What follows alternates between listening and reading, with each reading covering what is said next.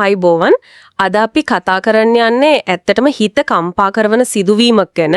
පාසල් සිසුයන්ව ඉලක්ක කරලා එයාලගේ නිර්වත් ඡායාරූප ලබා ගන්න කරපු භයානක අන්තර්ජාල වංචාවක් ගැන. මේක අපිට වාර්තා වුණේ අද දෙරණ පුවතකින් අපරාධ පරීක්ෂණ දෙපාර්තමේන්තුව කියන්නේ CID එකේ පරිගණක අපරාධ විමර්ශන අංශය කරපු විමර්ශනයකින් හෙළි වුණු දේවල් තමයි මේ. ඉතින් අපේ අරමුණ මේක කොහොමද වුනේ, මේකේ ක්‍රමවේදය මොකද්ද, කොච්චර දුරට මේක පැතිරිලාද කියන එක වගේම අර විමර්ශන වලින් හොයාගත්ත කාරණා ටිකක් ගැඹුරින් බලන එක. ඇත්තෙන්ම මොකද මේකදී අර දැනටමත් ළමයි 56 දෙනෙක් අහුවෙලා කියන එකයි ඒ අතරේ අවුරුදු 9ක පොඩි දරුවෙක් ඉන්නවා කියන එකයි ඒක ඇත්තටම බරපතලයි. හරිම කම්පනයක් ඒක නෝ. හොඳයි අපි එනම් බලමු මේක කොහොමද වෙලා තියෙන්නේ කියලා. මෙතනදී විශේෂව දේ තමයි මේ වංචාව කරලා තියෙන විදිය. හරිම සූක්ෂමයි, සැලසුම් සහගතයි. නිකන් අහම්බෙන් වගේ වෙච්ච දෙයක් නෙමෙයි. ඒ කියන්නේ ක්‍රමවේදයක් තියෙනවා. මට ආංචි වෙදේද ඉලක්ක කරලා තියෙන්නේ අර 2027 වගේ උසස් පෙළ කරන ළමයි නේද? ඔව්. විශේෂයෙන්ම මහනුවර පැත්තේ ප්‍රසිද්ධ ටියුෂන් පන්ති තියෙනවනේ. ඒවයි ටෙලිග්‍රෑම් ගෲප්. ටෙලිග්‍රෑම් ගෲප් වලින්. ඔව්. ඒ ගෲප් වලට කොහොම හරි අතුල් වෙලා ඒකේ ඉන්න ළමයින්ගේ ෆෝන් නම්බර්ස් ගන්නවා. හරි. ඊට පස්සේ Taman ගෑනු ළමයෙක් වගේ පෙනී ඉඳලා ඒ ළමින්ට කතා කරනවා. පළවෙනිටම කරන්නේ අර ළමයාව බය කරන එක. බය කරනවා කිව්වේ? කියනවා ඔයාගේ නිර්වත් ෆොටෝස් වගේක් අන්තර්ජාලයේ තියෙනවා කියලා. ඒක ඇත්ත නෙවෙයි. ඒක බොරුවක්. අපෝ. එතකොට ඒ ළමයා හොඳටම බය වෙනවා ඇතිනේ. අනිවාර්යෙන්ම.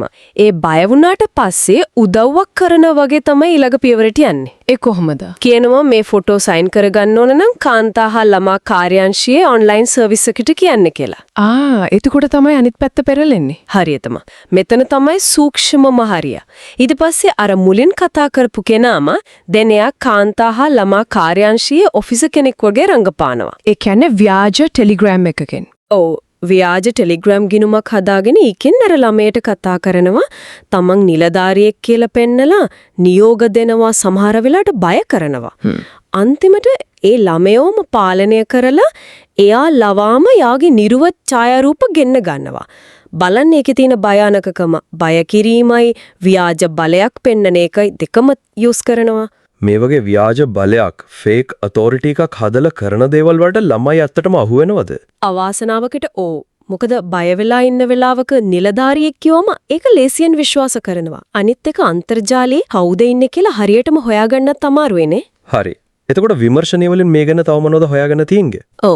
CID එකේ අනුරාධපුරයේ තියෙන පරිගණක අපරාධ ඒකකයට පැමිණිල්ලක් ඇවිල්ලා තමයි මේ ඔක්කොම පටන් අරන් තියෙන්නේ. සැකකරුවා අල්ලගත්තට පස්සේ යාගේ කම්පියුටර් එක චෙක් කරද්දි තමයි මේ වින්දිතයෝ 56 දෙනාගේම විස්තරයි ෆොටෝස්යි හම්බ වෙලා තියෙන්නේ. 50ක්. ඒ කියන්නේ හිතුවට වඩා ගොඩක් වැඩි. අර අවුරුදු 9 දරුවාගේ කතාවත් ඒක කොහොමද වෙලා තියෙන්නේ? යාගේ ෆොටෝස් ගත්තේ යාගේම සහෝදරිය හරහා කියලාත් කියුණා නේද? ඔව් ඒක තමයි තවත් කනගාටුදායක පැත්ත. ඒ කියන්නේ මේ වංචනිකයා කොයිතරම් සීමාවක් නැතුව වැඩ කරනවද කියන එක පේනවා. ඒ වගේම තමයි විමර්ශනවලදී තව දෙයක් හොයාගෙන තියෙනවා. ඒ කියන්නේ මේ විදිහටම ෆොටෝස් ගෙන්න ගන්න තවත් අය ඉන්නවා කියලා. ඒ කියන්නේ මේක නෙට්වර්ක් එකක් වගේ වෙන්නත් පුළුවන්ද? ඒක තමයි සැකය. මේක තනි පුද්ගලයෙක්ගේ වැඩක් විතරක්ම නෙවෙයි වෙන්න පුළුවන්.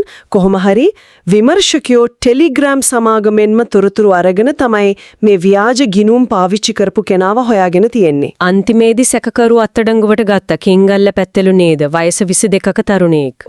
පල්ලකැලේදී තමයි CID එකෙන් අත්අඩංගුවට අරගෙන තියෙන්නේ. එයාව අනුරාධපුර මහේස්ත්‍රාත් අධිකරණයට දාලා දැන් රිමාන්ඩ් කරලා තියෙන්නේ ලබන 6 වෙනිදා වෙනකම්. හොඳයි. සැකකරු අල්ලගත්ත එක හොඳයි. ඒත් ඔබතුමා කිව්වා වගේ මේක ඊට වඩා ලොකු දෙයක් වෙන්න පුළුවන්. ඔව් අනිවාර්යයෙන්ම විමර්ශන වලින් පේන විදිහට මේක හුදෙක් එක සිද්ධියක් නෙමෙයි.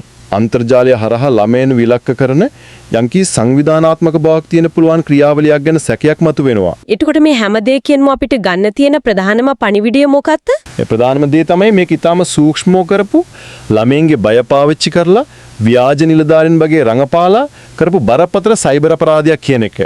වින්දිතියන් ගාන දැක්කම මේකේ පැතිරීම තේරෙනවා. ඒ කියන්නේ අපි හැමෝම මේ ගැන දැනුවත් වෙන්න ඕනේ. විශේෂයෙන්ම දෙමව්පියෝ, ගුරුවරු, තරුණ ළමයි ඉලක්ක කරලා තාක්ෂණයම යොදාගෙන මේම දේවල් වෙන හැටි ගැන අවධානයෙන් ඉන්න ඕන. හරියටම මේ තොරතුරු වැදගත් වෙන්නේ මේ වගේ උගුල් අඳුර ගන්නත්, ඒවයින් බේරෙන්නත් අවශ්‍ය දැනුම ලබා ගන්න පුළුවන් නිසා. එහෙනම් අපි අන්තිමට හැමෝටම හිතන්න දෙයක් ඉතුරු කරමු. එක සැකකරුවෙක් අල්ලගත්තට මේ වගේ දේවල් කරන තවත් අය ඉන්න පුළුවන් කියලා තොරතුරු තියෙනවා. ඉතින් මේ වගේ අනුන්ගේ නම් වලින් නැවිත් ව්‍යාජ බලයක් පෙන්නලා කරන වංචාවලින් විශේෂයෙන්ම අපි දරුවන්ව බේරගන්න පවුලක් විදිහට සමාජයක් විදිහට අර අන්තර්ජාලයේදී අපි පාවිච්චි කරන ප්ලැට්ෆෝම් වලදී අපිට හදාගන්න පුළුවන් ආරක්ෂණ ක්‍රම මොනවද? ඒ ගැන හිතන්න මේක හොඳ වෙලාවක්. එහෙනම් අදට මේ වීඩියෝව මෙතනින් අවසන් කරනවා.